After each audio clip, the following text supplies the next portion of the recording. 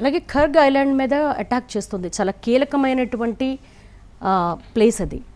అంటే దీన్ని అటాక్ చేయడం ద్వారా ఇరాన్ ఆయువు పట్టుపై కొట్టాలి అనేది అమెరికా వ్యూహం.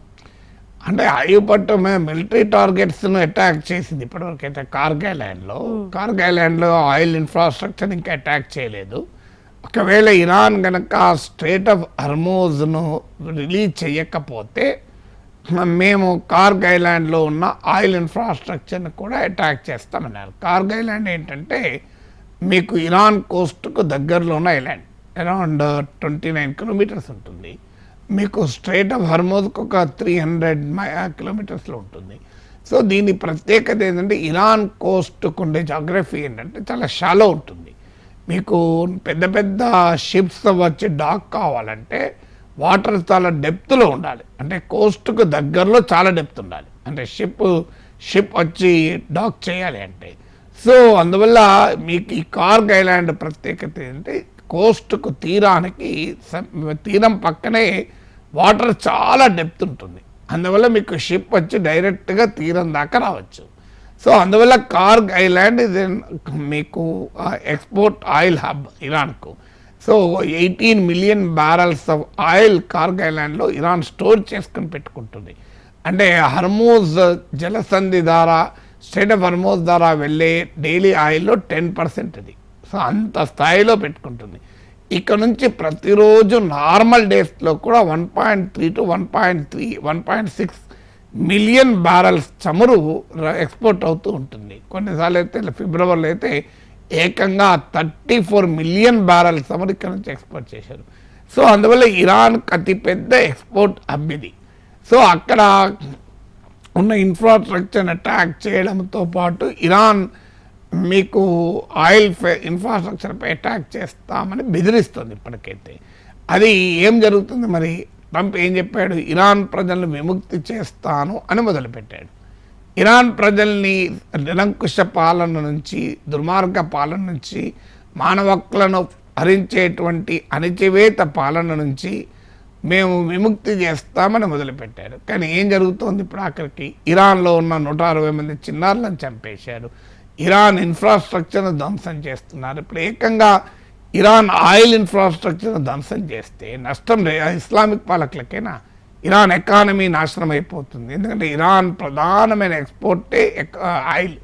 ఇరాన్ ఎకానమీ నాశనం అయితే ఇరాన్ ప్రజలు సుఖపడతారా? సో ఇరాన్లో రేపు ట్రంప్ కోరుకున్న ప్రభుత్వం వచ్చినా, అది ట్రంప్తో అమెరికాతో బాగా ఫ్రెండ్షిప్ ఉండే ప్రభుత్వం వచ్చినా కూడా ఆ దేశాన్ని కాపాడగలదా? కంప్లీట్ దేశమే నాశనం అయిన తర్వాత పాలకులు ఎవరుంటే ఏంటి? అందువల్ల అది మళ్ళీ వరల్డ్ ఆయిల్ ప్రైస్ని ఏ స్థాయిలో పెంచుతుంది? ఇప్పుడు ఆల్రెడీ స్ట్రేట్ ఆఫ్ హర్మూజ్ ద్వారా 20% ఆఫ్ గ్లోబల్ ఆయిల్ షిప్మెంట్ అవుతుంది. మీకు ఆల్రెడీ యమన్లు ఇప్పుడు తాజాగా ప్రకటించారు హుతీస్, మేము రెడ్ సీ పైన ట్రిగ్గర్ పెట్టుకొని కూర్చొని ఉన్నామని. ఎందుకంటే బాబెల్ మండెబ్ అంటారు ఇది, అంటే రెడ్ సీకి నుంచి సూయజ్ కెనాల్కి కనెక్షన్. అంటే మీకు కామన్ మ్యాన్స్ లాంగ్వేజ్లో అర్థం కావాలంటే ఏషియా టు యూరప్ ట్రేడ్ రూట్లో కీలకమైన పాయింట్ ఇది. అంటే ఒక నారోయెస్ట్ పాయింట్లో బాబెల్ మండెబ్ అంటారు. సో అక్కడ కనుక హూతీలు అటాక్ చేస్తే నీకు ట్రేడ్ ఆగిపోతుంది. గ్లోబల్ ట్రేడ్లో 12% ఈ బాబెల్ మండెబ్ ద్వారా పోతుంది, అంటే ఈ రెడ్ సీ ద్వారా పోతుంది. ఈ రెడ్ సీ నుంచి సూయజ్ కెనాల్లోకి వెళ్తుంది లింక్. ఇది కాదు అనుకుంటే Cape of good hope Africa ద్వారా పోవాలి. అదైతే కనీసం 10 to 15 days షిప్స్ టైం తీసుకుంటుంది. దాంతో ఫ్లైట్ ఛార్జెస్ పెరుగుతుంది, ఇన్సూరెన్స్ కాస్ట్లు పెరుగుతుంది, ట్రేడ్ డిలే అవుతుంది. అందువల్ల గ్లోబల్ ట్రేడ్లో 12% ఎఫెక్ట్ అవుతుంది. మామూలు విషయం కాదు. నాట్ జస్ట్ ఆయిల్ ట్రేడ్, మీకు స్ట్రేట్ ఆఫ్ హర్మూజ్ మూసివేయబడి రెడ్ సీ బాబెల్ మండెబ్ కూడా హూతీలు టార్గెట్ చేస్తే nearly 30% of the global oil trade ఆగిపోతుంది. సో అది ఏ స్థాయిలో మీకు ఆయిల్ డిస్రప్షన్ జరుగుతుంది చూడండి. దీని ఇమీడియట్ బెనిఫిషియరీ ఎవరంటే రష్యా. ఎందుకంటే రష్యన్ ఆయిల్ ఎక్స్పోర్ట్స్ పైన ఇప్పుడు అమెరికా నిన్నటిదాకా రష్యన్ ఆయిల్ కొంటే టారిఫ్లు విధిస్తానని ట్రంప్ ఇలా రష్యన్ ఆయిల్ కొనండి అని ప్రపంచాన్ని అందరినీ రిక్వెస్ట్ చేస్తున్నారు. ప్లీజ్ రష్యన్ ఆయిల్ కొనండి, అంటే ఇండియాను కూడా కొనండి అని 30 days వేవర్ ఇచ్చాడు. దీంతో ఇప్పుడు రష్యన్ ఆయిల్కి ఎక్కలేని డిమాండ్ పెరిగింది, బ్యారెల్కు అనేక డాలర్ల రేట్ పెరిగింది, రష్యాకు ఫుల్గా ఇన్కమ్ వస్తుంది. దాంతో ఉక్రెయిన్ వార్లో రష్యా ఆధిపత్యం సాధించింది. సో ట్రంప్ సాధించినటువంటి స్ట్రాటజిక్ అడ్వాంటేజ్ ఏంటి? ఈ మేడ్ రష్యా మోర్ స్ట్రాంగర్. మరి ఏం సాధించాడు ఆఖరికి అల్టిమేట్గా? సో అందువల్ల ఈ వార్ ఇది disaster, Trump foreign policy disaster అనడానికి ఇది ఒక ఉదాహరణ కదా. అలాగే ఇరాన్ ఈరోజు ఇచ్చిన స్టేట్మెంట్ తీసుకుంటే, మా యుద్ధం కానీ అలాగే మా దాడులు కానీ కేవలం ఇజ్రాయెల్ అండ్ అమెరికా మీదే, మిగిలిన దేశాల మీద మేము చేయమని స్టేట్మెంట్ ఇచ్చింది ఈరోజు.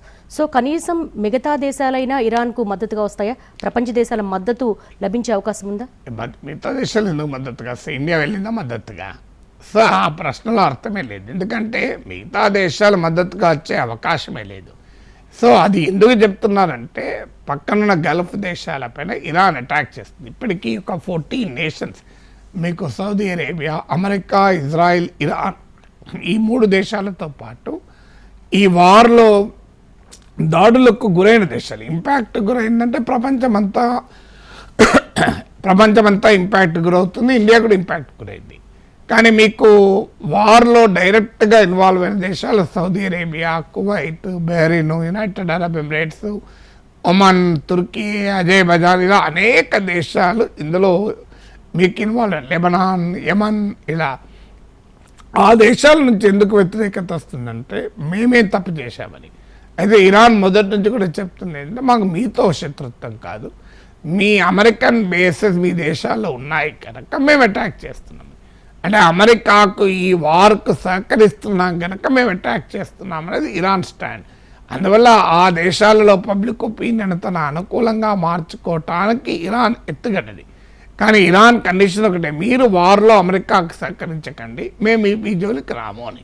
ఎందుకంటే ఇరాన్ లక్ష్యము సౌదీ అరేబియా, యుఏఈ కాదు కదా, ఇరాన్ లక్ష్యం ఇజ్రాయిల్, ఇరాన్ లక్ష్యం ఈవెన్ అమెరికా కూడా కాదు. ఎందుకంటే ఇంతవరకు అమెరికా పైన ఇరాన్ దాడి చేసింది ఏమని చెప్పండి? అమెరికా పైన ఇరాన్ ప్రయోగించిన ఒక్క మిసైల్ చెప్పండి, ఒక్క డ్రోన్ చెప్పండి. మీరు ఇరాన్ ఫైర్ చేసిన ఒక్క బ్యాలిస్టిక్ మిసైల్ చెప్పండి, ఒక్క ఆయుధం చెప్పండి. అమెరికా పైన ఇరాన్ ఏది ప్రయోగించింది?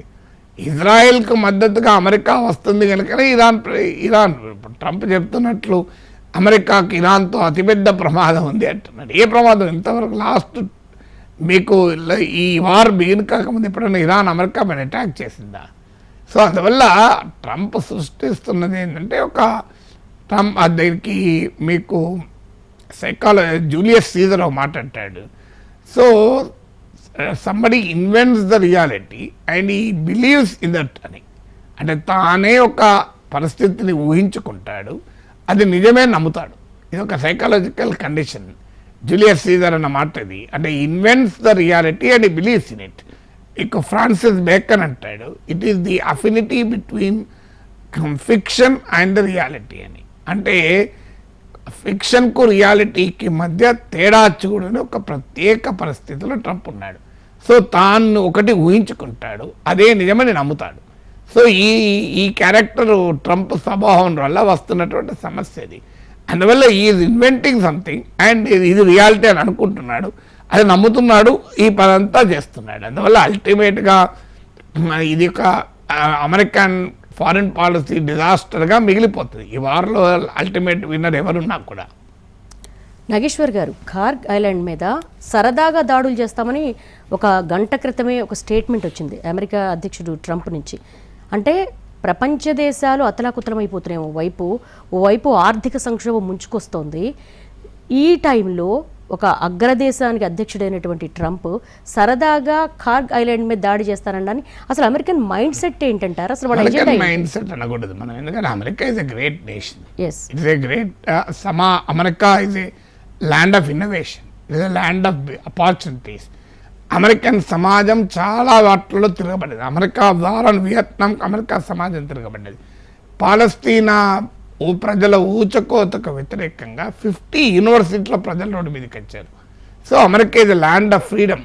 మన దగ్గర కూడా మీకు అసెంబ్లీకి 10 కిలోమీటర్ల దూరాన్ని ఆపుతారు. వైట్ హౌస్ ఎదురుకుండా నిరాహార దీక్ష చేస్తుంటారు. వైట్ హౌస్ ఎదురుగా, నేను వైట్ హౌస్ చూశాను కూడా. అణ్వస్త్రాల నిరాయుధీకరణ కోసమని కొన్ని నెలల పాటు ఒకతను నిరాహార దీక్ష చేస్తున్నారు. So it's a land of freedom, అందువల్ల it's a land of innovation. So we should not oppose American society. ఇది అమెరికా రాజ్య వ్యవస్థ స్వభావం. రాజ్య వ్యవస్థ స్వభావాన్ని, సమాజ స్వభావాన్ని మనం కలిపి చూడకూడదు. It's a great democratic nation. మీరు అమెరికా, నేను ఇప్పటికీ 3 సార్లు వెళ్ళొచ్చాను కనుక scene how America functions.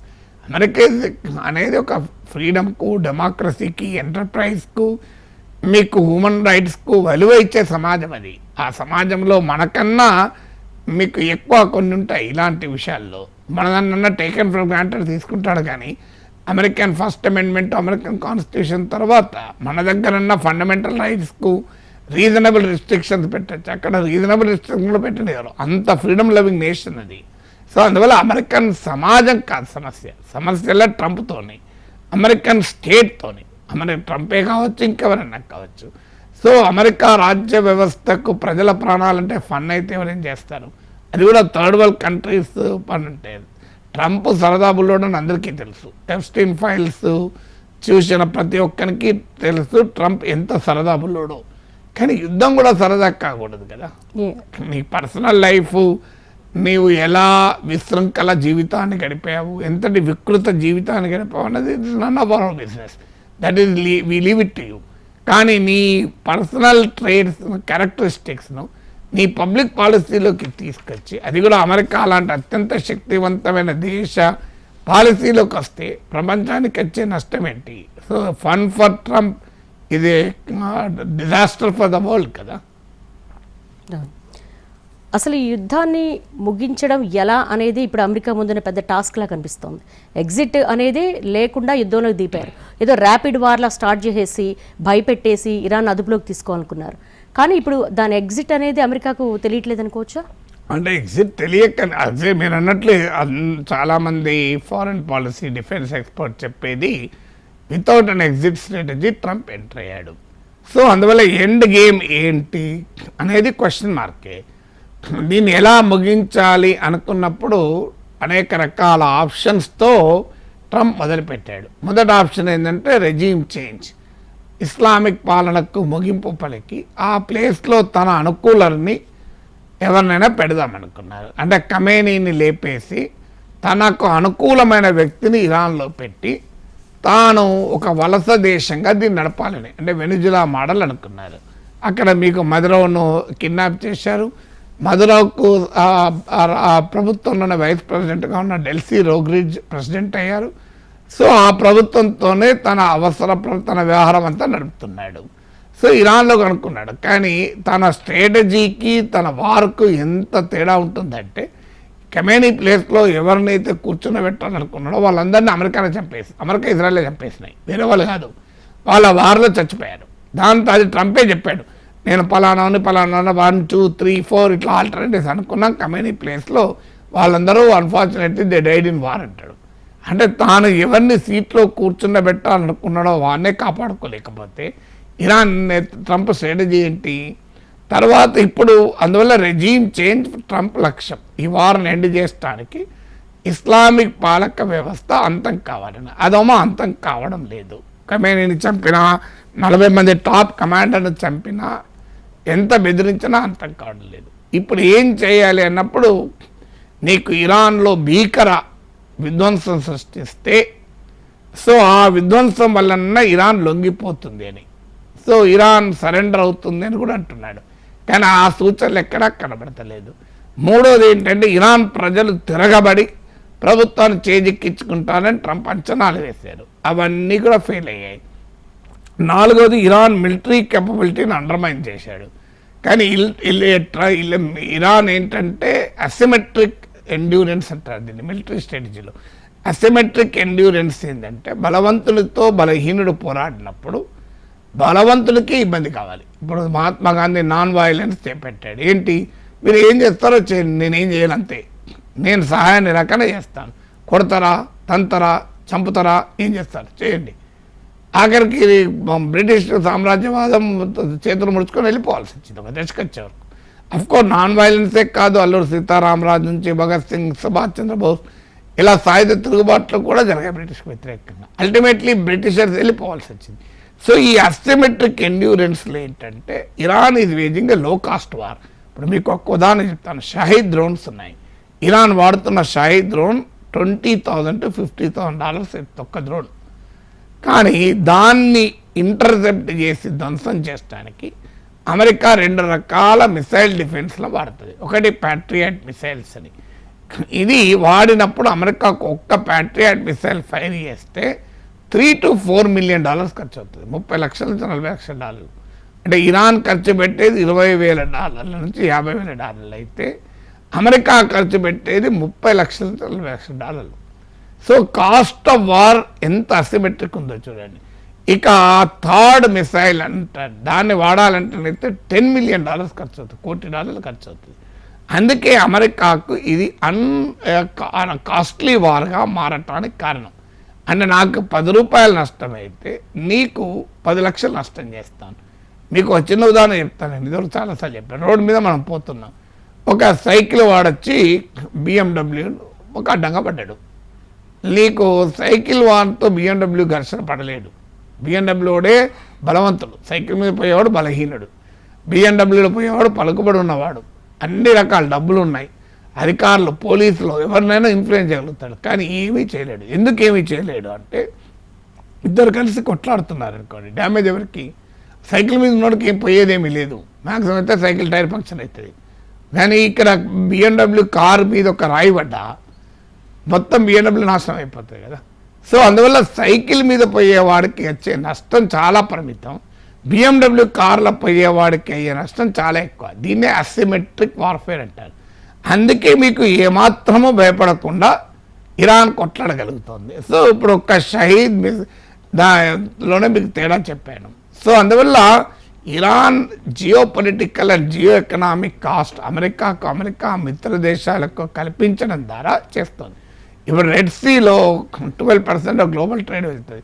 హూతీలు red సీని బ్లాక్ చేయడానికి నీకు పెద్ద ఖర్చు పెట్టాల్సిన అవసరం లేదు, చిన్న చిన్న ఆయుధాలను ప్రయోగించి కూడా రెడ్ సీలో షిప్లను డ్యామేజ్ చేయగలుగుతాడు. సో ఇరాన్ మీకు వాళ్ళకున్న అడ్వాంటేజ్ అది. సో అదే మీకు హూతీల దాడుల నుంచి షిప్స్ను కాపాడాలంటే పెద్ద వార్ షిప్స్ పంపాలి అమెరికా. సో అందువల్ల ఈ అసిమెట్రిక్ వార్ఫేర్ వల్ల ట్రంప్కు దీని ఎండ్ గేమ్ అర్థం కావడం లేదు. సో అల్టిమేట్గా వన్ ఫైన్ మార్నింగ్ ఈమె డిక్లేర్ విక్టరీ, గెలిచిపోయాను, ఇంకెక్కడ ఉన్నది అని. మీరు ఆఫ్ఘనిస్తాన్లో తాలిబాన్లకు అప్పయ్యి వెళ్ళిపోలేదు, గుడ్ తాలిబాన్ బ్యాడ్ తాలిబాన్ అని చెప్పి గుడ్ తాలిబాన్తో అగ్రిమెంట్ చేసుకున్నా అని చెప్పి వెళ్ళిపోయారు. ఇప్పుడు తాలిబాన్లు గుడ్ తాలిబాన్లో వాళ్ళు గుడ్ తాలిబాన్ బ్యాడ్ తాలిబాన్ ఉంటుందా? ఇప్పుడు మీకు గుడ్ ఇస్లామిక్ రెజీమ్ అని క్రియేట్ చేసి, సో వీళ్ళు చాలా మంచి వాళ్ళు. ఇప్పుడు కొత్తగా ఇచ్చిన ఆ కమేని చచ్చిపోయినాడు 86 ఏళ్ళలో దుర్మార్గుడు. సో 50 ఏళ్ళ ముస్తఫా కమేని చాలా మంచివాడు. So is listening to me and is I seems to be a terrific guy అని చెప్పి వెళ్ళిపోయిన ఆశ్చర్యం. ఇప్పుడు సిరియాలో అల్షరా $1 కోటి ప్రకటించారు వాడు టెర్రరిస్ట్ అని చెప్పి, అల్ఖైదా ఐసిస్. ఇప్పుడు ఏమంటాను అల్షరా అని, ఇది టెరిఫిక్ గాయ్ అంటలేడా? ఇప్పుడు అసీం మునీర్ అంటలేడా టెరిఫిక్ గాయ్ అని? Who knows, tomorrow you may say Mustafa Khamenei is a terrific guy. I thought he's like his father, but he's unlike his father. The father is a very bad guy. So good guy. అని చెప్పి ఈ good guy కప్పైపు వెళ్ళిపోతున్నట్టు. So he has his own way of style of living Iran. So ప్రపంచం అంతా మొయ్యాల్సిందే ఈ యుద్ధ ప్రభావాన్ని. అయితే ప్రపంచమే కదా, అమెరికా కూడా మొయ్యాలి. మీకు అమెరికా కూడా దీన్ని మొయ్యక తప్పదు. అందువల్ల మీకు ఈ గుడ్ గై బ్యాడ్ గై సిద్ధాంతాలు తీసుకొస్తాడు. లేదా చూడాలి, అంటే వార్ను మనం ఎప్పుడు ప్రిడిక్ట్ చేయలేము. Nobody can predict war. సినిమాలను ప్రిడిక్ట్ చేయొచ్చు, 10 నిమిషాలు సినిమా చూసాక అర్థమవుతుంది లాస్ట్కి ఏం జరుగుతుంది అని. సో కానీ వార్లను మనం ఎప్పుడు ప్రిడిక్ట్, ఎందుకంటే వార్లో అన్ఇంటెండెడ్ కాన్సిక్వెన్సెస్ ఉంటుంది. మీకు ఒక theory unintended consequences social actions అని, అంటే కొన్ని చర్యల వల్ల ఇలా జరుగుతుందని చెప్పలేము, ఏం జరుగుతుందో ఎవరమో చెప్పలేము. అందువల్ల ఎనీథింగ్ కెన్ హ్యాపెన్. ఇరాన్ సర్వనాశనం చేసి లొంగ తీసుకుంటారా, లేకుంటే మరి ఏ రకంగా చేస్తారు అనేది still $1 million question as of today. అందువల్ల నేను భవిష్యత్తులో ఏం జరుగుతుంది, ఇరాన్ గెలుస్తుంది అని అనడం లేదు, అమెరికా గెలుస్తుంది అనడం లేదు. యాజ్ ఆఫ్ టుడే ఒక Trump is unable to understand. So 15 రోజులు అయిపోయింది, వే అవుట్ ఏంటి, వే అవుట్ కనిపించడం లేదు, తాను అనుకున్న లక్ష్యాలు నెరవేరలేదు. సో మీకు నవంబర్లో మిడ్ టర్మ్ ఎలక్షన్స్ ఉన్నాయి, కాస్ట్ ఆఫ్ వారమో పెరిగిపోతుంది, జియో పొలిటికల్ కాస్ట్ పెరుగుతున్నది, జియో ఎకనామిక్ కాస్ట్ పెరుగుతున్నది. అమెరికాలో ఫ్యూయల్ రేట్లు పెరిగాయి, కాస్ట్ ఆఫ్ లివింగ్ పెరుగుతుంది అమెరికాలో కూడా. సో ఇది అమెరికన్ మార్కెట్స్ అన్నీ అతలాకుతలమయ్యాయి, కరెన్సీ మార్కెట్స్ దెబ్బతిన్నాయి. సో మీకు డిఫెన్స్ ఎక్స్పెండిచర్ పెరుగుతుంది అమెరికాలో కూడా. సో అమెరికాలో ఈ వార్ను వ్యతిరేకించే పబ్లిక్ ఒపీనియన్ పెరుగుతుంది. After all is a politician. So దేనికైనా భయపడడు కానీ ప్రజల అభిప్రాయానికి భయపడాలి కదా. సో అందువల్ల తన దేశ ఓటర్ల అభిప్రాయానికి కదా భయపడాలి కదా. సో ఈ గందరగోళం అయితే డెఫినెట్గా as of today there is seems to be complete confusion.